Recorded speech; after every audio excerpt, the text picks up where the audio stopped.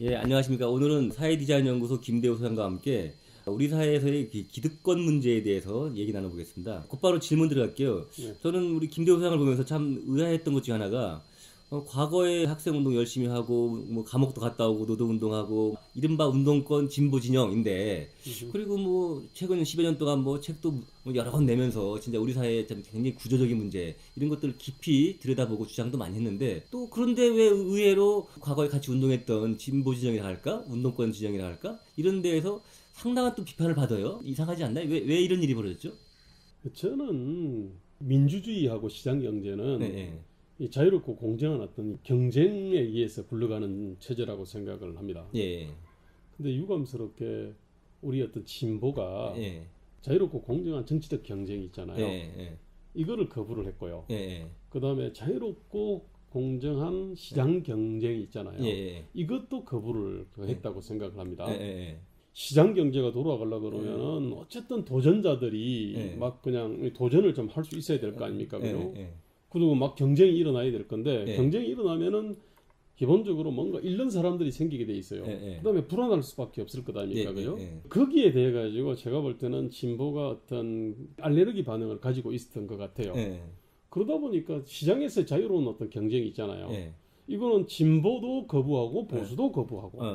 아까 이제 보수도 얘기를 하셨는데 보수가 자기들이 가진 것을 더 많이 가지려고 하고 지키려고 하고 하는 건 뭐 어떻게 보면 당연한 얘기인데 왜 진보로부터 김도수상이 의외의 비판도 많이 받냐라는 얘기인데 진보는 그런 거에 대해서 그런 거를 비판하고 공격하고 더 자유롭고 경쟁적이고 뭐 이런 그 좋은 사회를 만들자고 해야 되는데 그러면 지금의 현재 진보는 어디에 그 안주하고 있다 그런 뜻인가요? 그렇죠. 뭐. 예컨대 노동시장을 보면 원래는 그 동일노동 동일임금 아닙니까? 그죠? 예, 예컨대 예. 경비다라고 하면은 예. 아파트 경비, 아파트에서 경비를 하나, 예. 아니면 한국은행 같은 데서 경비를 하나. 하나. 그 처우는 비슷해야 되잖아요. 하는 그렇죠. 일이 비슷하니까. 예. 근데 현실이 그런가요? 예. 천지 차이지 않습니까? 그렇죠. 예. 이 문제에 대해 가지고 네. 전 진보가 네. 제가 볼 때는 약탈자의 철학들을 갖고 있어요. 좀 굉장히 센 표현인데 좀 설명을 해주시죠. 아니, 기본적으로 음. 수익성하고 음. 그다음에 교섭력이 허용하면은 근로조건이 얼마든지 높을 수 예. 있다고 생각을 하는 거지 않습니까? 진정한 그 노동의 가치만큼을 가져가는 것을 정의롭게 주장하고 그런 사회를 만들어야 되는데 그렇죠. 어떤 특별한 조건에 의해서 교섭력이 센 그런 쪽에 가가지고 그 가치 이상의 것을 가져가는 것을 그냥 계속 옹호하고 있다 그런 얘기죠. 그러니까 진보답지 못하게. 하는 일하고 그죠? 예. 누리는 처우가 예. 균형이 맞아야 되지 않습니까? 예. 하는 일보다 훨씬 더 많이 가져가면은 이거는 사실은 노골적으로 그건 약탈이다 이거죠. 합법적인 약탈이고 이른바 합법적인, 이걸 갖다가 경제학적 렌터라고 예. 경제적 지대라고 얘기하지 않습니까? 예. 이 지대에 대해 가지고 우리 진보가 분노를 하지 않나요?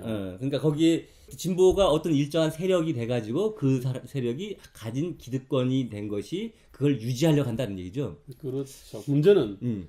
지금 이제 한국 사회 문제가 꼬여버린 거는 이른바 그 공공이 있잖아요. 예. 공무원과 공기업. 예. 이 사람들도 하는 일에 비해서 예. 월등한 처우를 받고 있지 않습니까? 그렇죠. 예. 그리고 이걸 당연하게 생각해요. 예. 그다음에 진보의 주력 부대는 아무래도 어떤 조직 노동인데 예. 이 역시 하는 일에 비해서 월등히 높은 처우를 받는 거를 예. 당연시해요. 예. 이 두 사람이 스크럼을 짰거든요.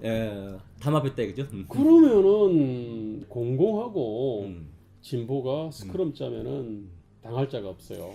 그러면 그걸 한번 시대를 거슬러 한번 생각해 보죠. 그러면 제가 볼 때는 만약에 87년이 우리나라 최근에 한 30여 년 과정에서 가장 큰 격동기였는데 87년 전에는 그런 현상은 제가 볼 때는 없었을 것 같은데요.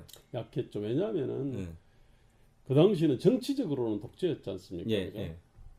그래서 이제 반독재 민주화 운동을 하는 거고. 그렇죠. 정치적으로는 독재였는데 예. 경제적으로 보면은 상당히 어떤 하는 일하고 누리는 처우의 어떤 간극이 그렇게 크지 지금보다 크지 않았잖아요. 않았다 이거죠. 왜냐면은 그 당시 이제 뭐 현대자동차 다니는 사람이나 2차, 3차, 4차 하청에 다니는 사람이나 아니요? 그때는 큰 차이가 안 났잖아요. 그렇죠. 예. 그러면 87년에 그 민주화 대투쟁을 통해서 개헌도 되고 새로운 육공화국이 된 거잖아요. 그러면서 그때부터 노조 운동, 특히 대기업들의 노조 운동이 발전하면서 자리를 잡고 있잖아요. 그 대기업 노동 운동, 공공 부문의 노동 운동이 발전하면서 이것이 기득권화 되면서 그런 것을 옹호하려고 지키려고 하는 진보 쪽에서 그런 게 굳어졌다고 봐도 되겠네요. 예, 지금 사실은 87 체제의 최대 수혜자는 예, 예.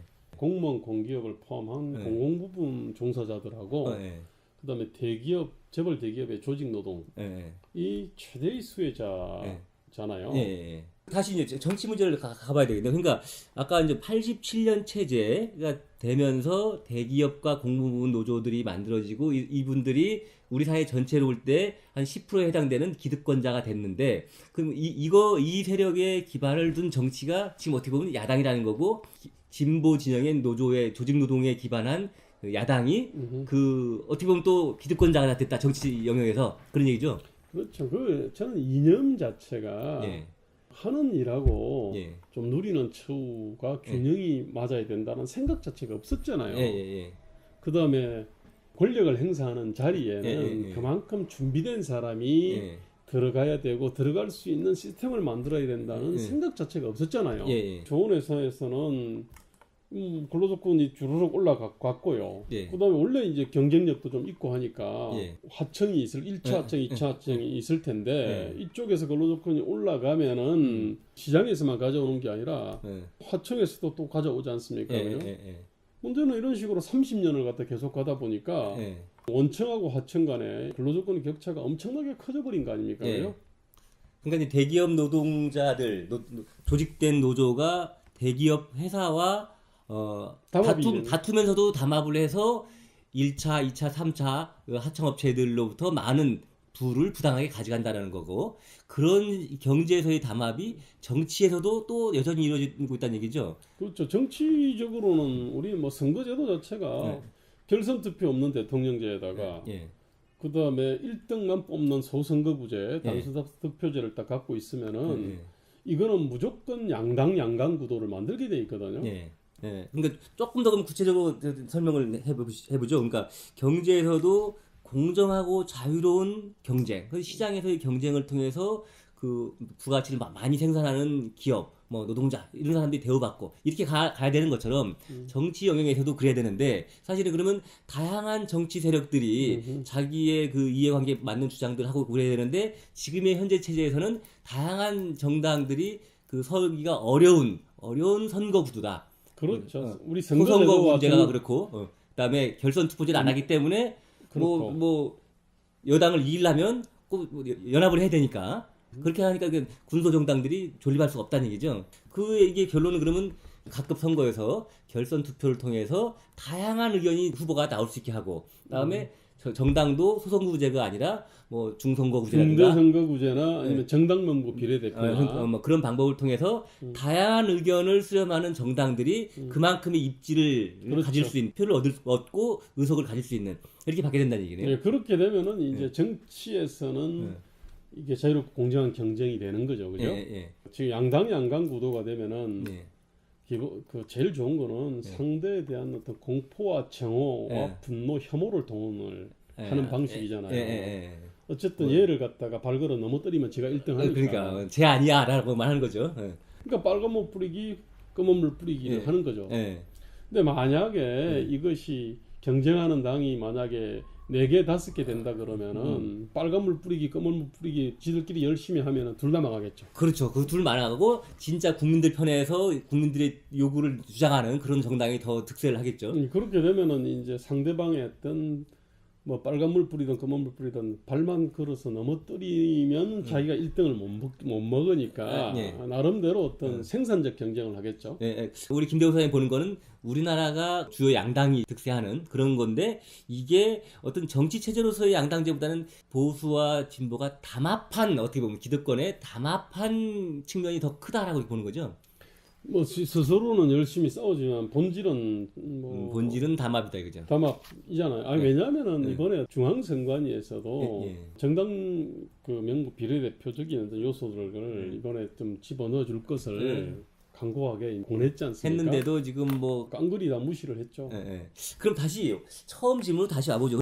김도우 소장이 사실은 뿌리는 뭐 누구 못지않은 운동권이고 진보이고 그런데도 최근 한 10여 년 동안에는 어떻게 보면은 이른바 사회적으로 말하는 진보라는 진영으로부터 뭐 곱지 않은 시선을 받았단 말이죠. 그렇게 본 그 본질은 제가 이렇게 정리되겠습니다. 그러니까 진보 진영이라는 데가 과거의 반독재 민주화 투쟁, 반해세 투쟁 하는 그런 정도의 틀에서 87년 체제를 승리를 이끌고 새로운 체제를 만들었는데 거기서 생겨난 기득권에 안주하면서 보다 더 넓은 진정한 의미의 공정하고 자유로운 뭐 시장 경제라든가 아니면 공정하고 자유로운 정당 체제라든가 이런 것들을 추구하지 못하고 담합에 안주하고 있다. 근데 김대중 수상은 그런 것은 잘못된 거다. 기득권 구조를 깨야 된다라고 하니까 좀 불편하다 이거죠, 그쪽이. 보수든 진보든 예. 나름대로 성과들이 있는 존재들이지 않습니까? 네. 있는 세력이잖아요. 예. 한계도 있고. 예. 그래서 저는 먼저 혁신을 하면 이긴다. 예. 근데 이제 진보 쪽에 있다 보니까 저는 진보 혁신을 주장을 했지 않습니까? 예. 근데 좀 잘 안 되고 있네요. 이제 여기서 이제 이렇게 좀 충돌이 생긴 것 같아요. 그러니까 진보 혁신은 뭐냐면 내부에 비판을 할 거 아닙니까? 근데 진보와 보수가 어떤 건곤일척의 어떤 대결을 벌이는데, 진보의 어떤 한계나 오류나 단점을 얘기하네. 뒤통수에서 총선은 어떤 이 간첩 같은 이 존재, 세작 같은 존재가 됐겠죠. 그게 이제 저 같은 사람들에 대한 비판의 핵심입니다. 근데 일반적으로 보면 항상 뭐 고인물은 썩는다는 것처럼 아까 우리가 87년 체제 얘기했는데 87년 체제가 만들어지고 이제 한 30년 가까이 된 거 아닙니까? 그러면 그 속에서 그 체제의 수혜자들, 기득권자들이 진보하지 못하고 그냥 낡은 정체된 이런 부분은 항상 어느 사회나 있을 수 있는 것 같은데요. 그게 이제 도가 지나치니까 이제는 그 기득권 체제의 그 피해를 보는 대다수 90%의 국민들이 자기들의 목소리를 내야 되는 거고 그것이 가장 잘 나타나는 거는 이 정치를 통해 나타나는 거겠죠.